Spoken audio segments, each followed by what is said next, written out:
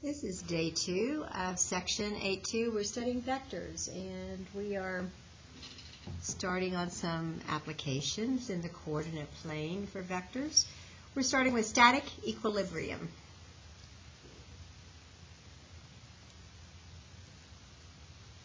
And this is when an object is at rest, and the resultant force, remember that the resultant is the sum of two vectors, is 0.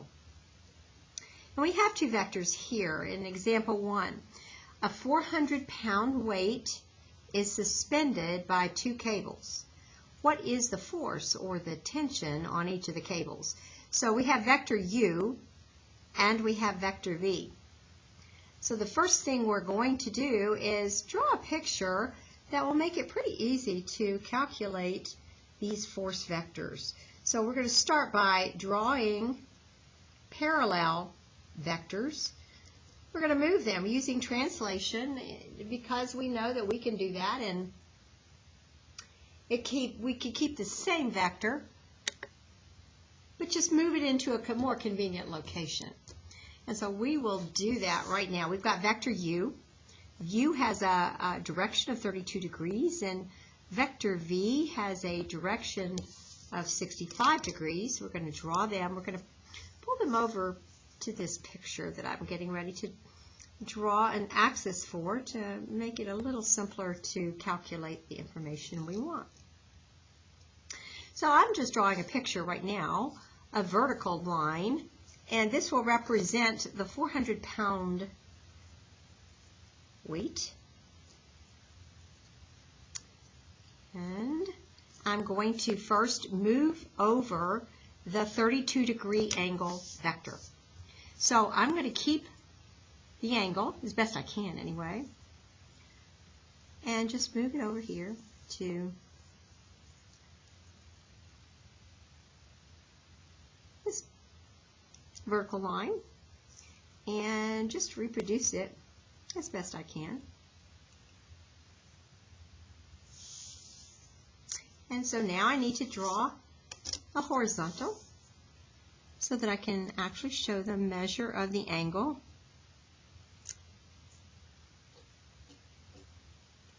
Okay, so this is a right angle, as you can see, and this is our 32-degree angle right here. So that means that this one, since this is a right triangle, this angle is 58 degrees.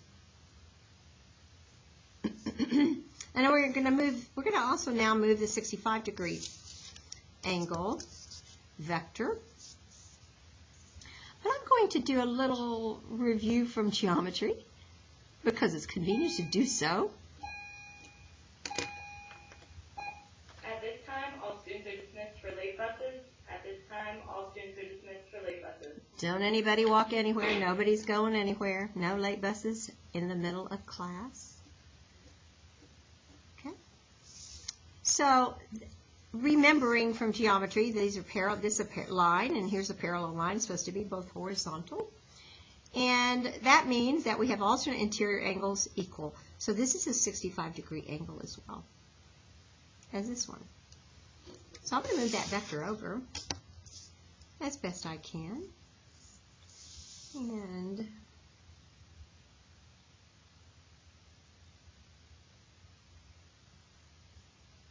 okay, I'm going to turn it a little bit.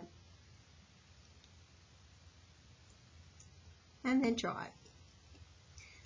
Labeling it the 65 degree, that really reproducing this angle right here. So 65 degrees, which means this is a right angle again, and this is a 25-degree angle. Okay, so we now have a big triangle, and we have a smaller triangle, two smaller triangles, which we can find these vector forces. So the 32-degree angle vector is u, and this 65-degree directed line segment vector is v. This, our weight one, is v, plus u. So it'll be the resultant vector.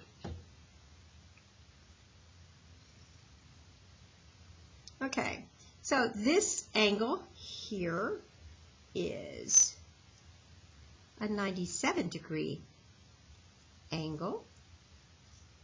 And we're going to, we see that we have angle, and we have the side opposite that angle. That should sound pretty familiar.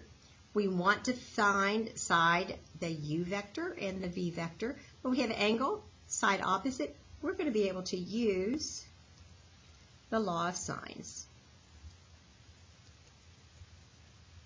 And so we take the 97-degree angle. We find the sine of 97 degrees divided by the opposite side, 400 pounds. And we're going to find vector, the magnitude of vector v. So this will be the sine of the angle opposite vector v, 58 degrees, over the magnitude of vector v. Okay, and so doing the algebra, we can calculate that with cross multiplication, that the magnitude of v is equal to 400 times the sine of 58 degrees divided by the sine of 97 degrees. Okay, and so then we calculate that. Make sure you're in degree mode on your calculator.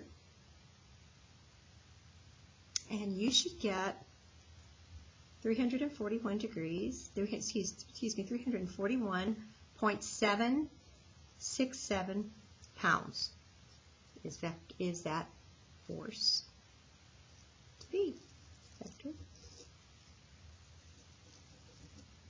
Okay, now we want to find u.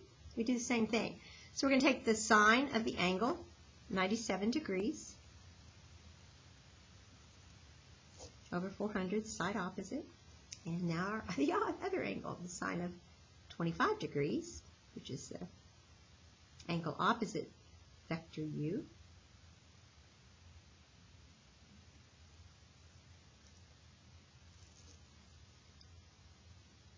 Over the magnitude of vector u. Doing the same sort of calculations, we find that the magnitude of u is equal to 170.317 pounds.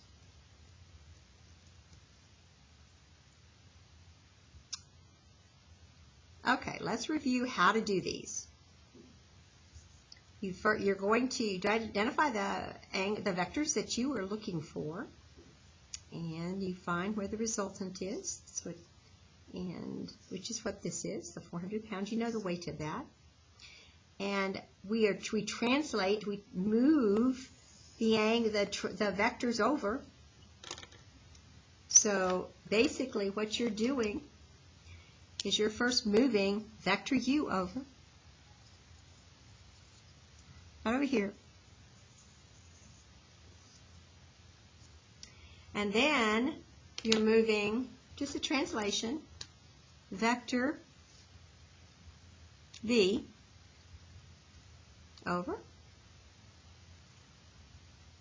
Just a straight translation. Moving it straight over here. Keeping the same direction and hopefully the same length. That's it. Second problem. A box of supplies that weighs 1,000 pounds is suspended by 2 cables attached to the ceiling. What's the tension in the 2 cables? So this is similar to the last problem we just did. Let me bring this back down so you can see it better. Magnified it a little bit. Okay. And now let's do B. We're going to do it exactly the same way. A box of supplies weighs 1,000 pounds and is suspended by 2 cables attached to the ceiling. what is the tension in the two cables.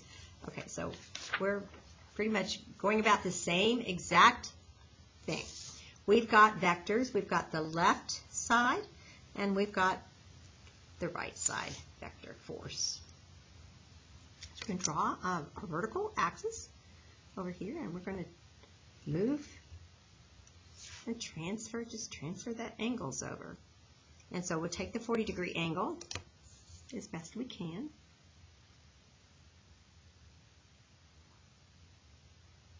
And it's with the horizontal, so really what we need is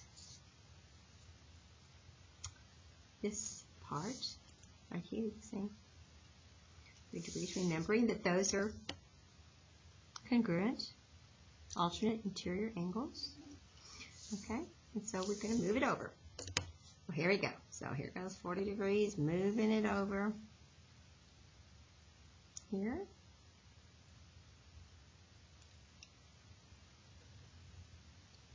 And I'm going to draw the horizontal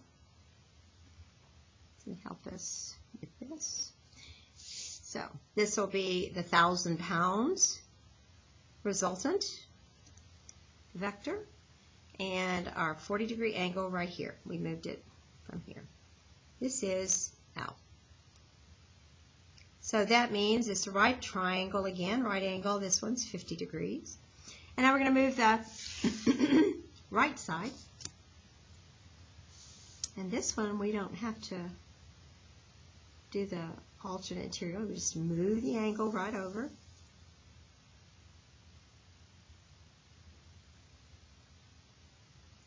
Okay.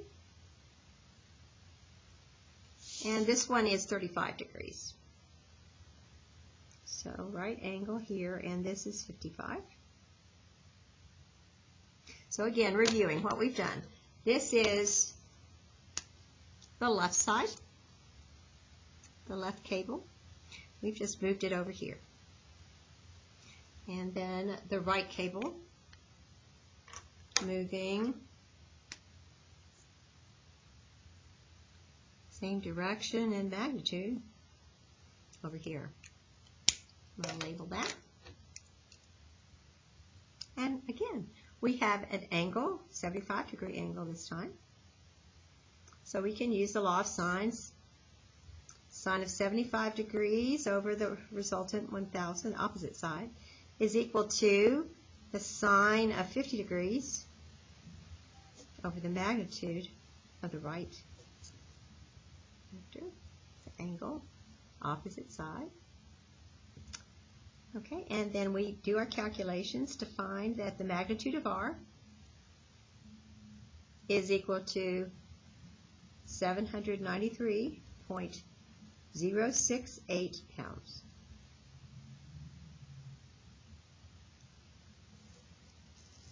Now we find the left side. Same thing. So sine 75 degrees over 1,000 pounds is equal to the sine this time of 55 degrees divided by the magnitude of the left vector. And we do our calculations, so the same way we were doing it before and we did when we were studying law of sines. And we find that the magnitude of this force vector is 848.049 pounds. We're done. Okay, the last one is a little bit different. It looks a little bit different. It's worked exactly the same way. We have a 175-pound high wire artist, tightrope guys, stands balanced on a tightrope, which sags slightly at the point where he is standing. So we have a tightrope. I'm going to draw it like this.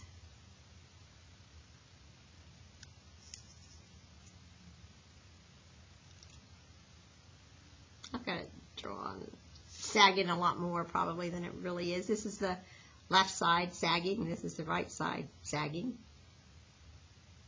Here's the tightrope walker.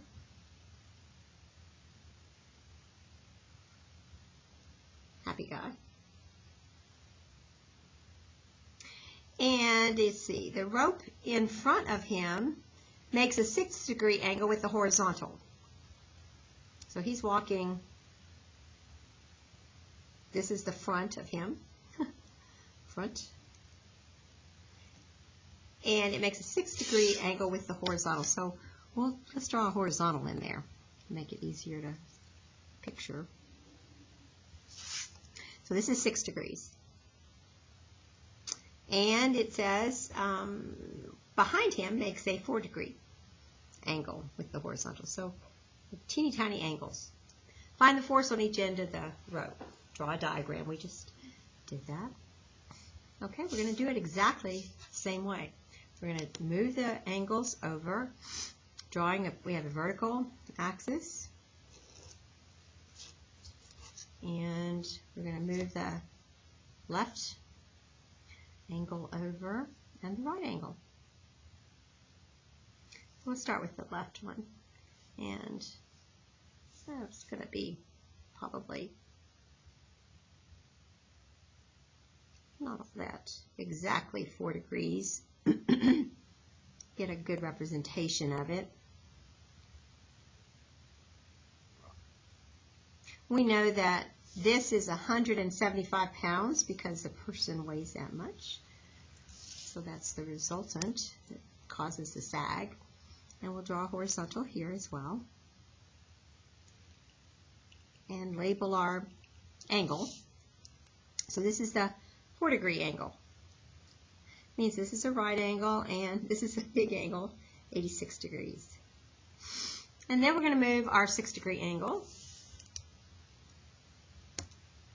Remembering that with the horizontal, we can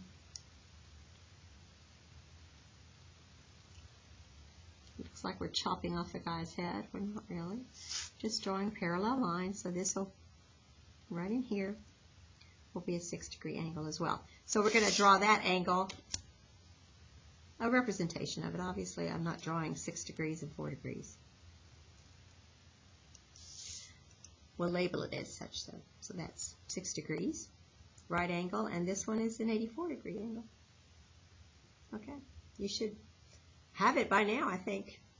And here we go. We've got the large angle that's opposite the 175 pounds is huge angle at 10 degrees. So we take the sine of 10 degrees divided by the 175 pounds.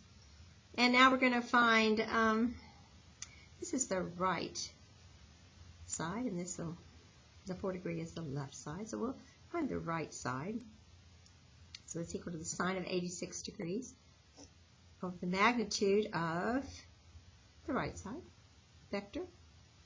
And we calculate that using our calculators to be 1,005 pounds, 0.330 pounds.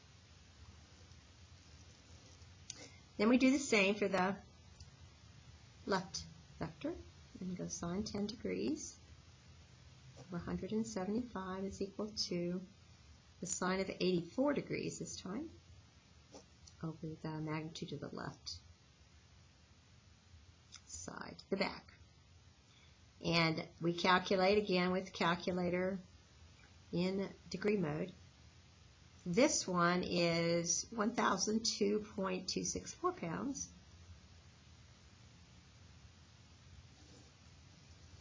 And we're done. That's it.